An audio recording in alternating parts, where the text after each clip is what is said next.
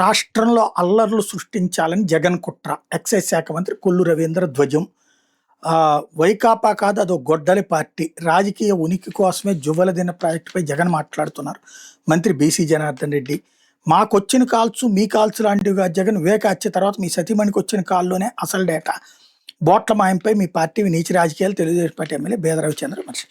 ఇట్లలో ఏదైనా సంస్కారగతమైనటువంటి విమర్శ ఉందా?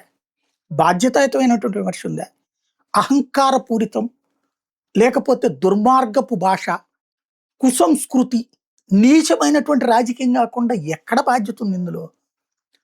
అక్కడ కొన్ని బోట్లని ఆంధ్రప్రదేశ్ సముద్ర జలాల్లోకి తమిళనాడు వచ్చి వేటాడుతున్నాడు.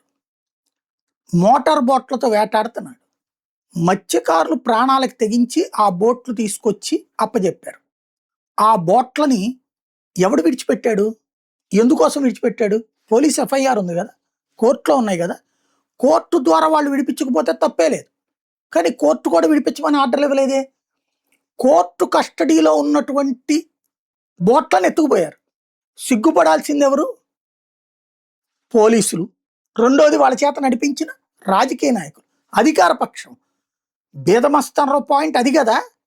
అతను మాట్లాడితేనే నేను వదిలిపెట్టానని చెప్పేసి ఆ కాపు పెద్ద కూడా చెప్పుకొచ్చాడు కదా.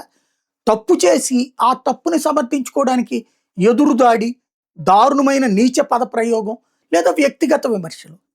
ఇది అహంకారపూరితమా, అద్భుతమైనటువంటి తెలివితేటలతో కూడిన రాజకీయమా?